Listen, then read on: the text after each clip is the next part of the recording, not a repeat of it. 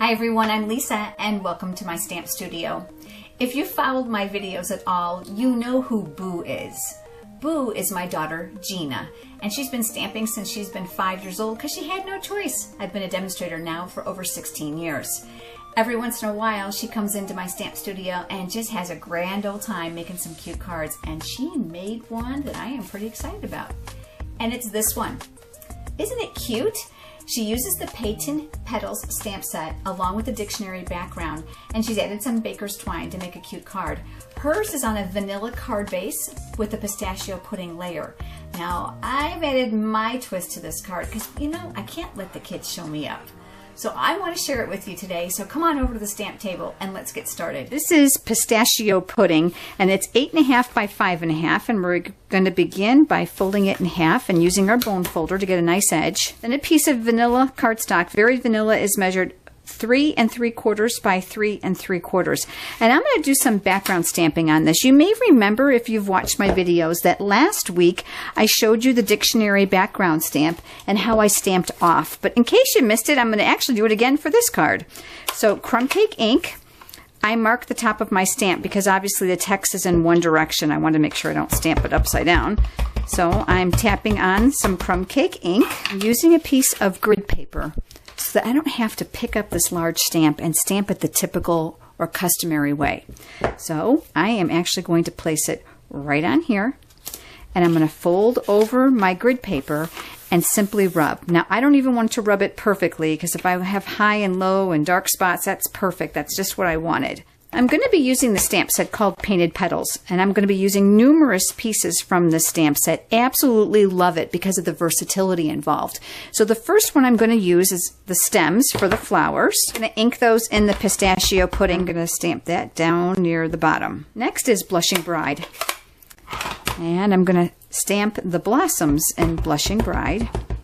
And because it's photopolymer, you're going to love this. You can't even miss.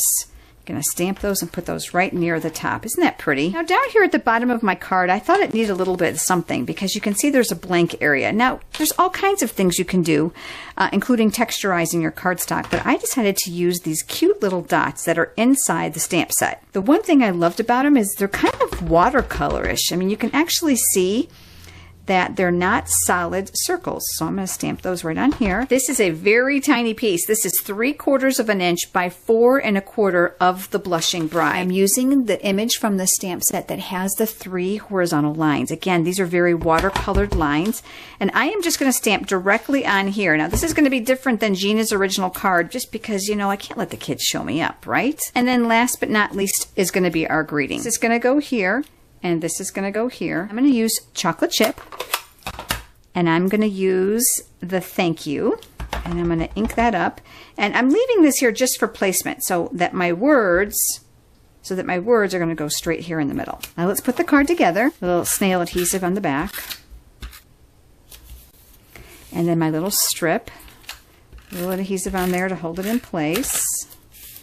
It's going to go down here near the bottom of my card. Now remember, this is going all the way across the card. I'm going to be using the very vanilla designer buttons, and you get 2 different kinds in the package. You get one that's a little bit more filigreed on the outside than this one, and I'm going to put 2 glue dots on the back, and I'm going to put that right here.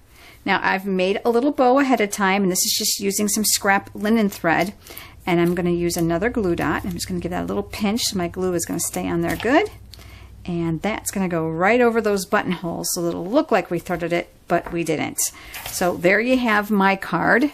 And here you have Gina's original card, just to show you 2 different ways and 2 different methods of putting a card together. There are no wrong or right ways.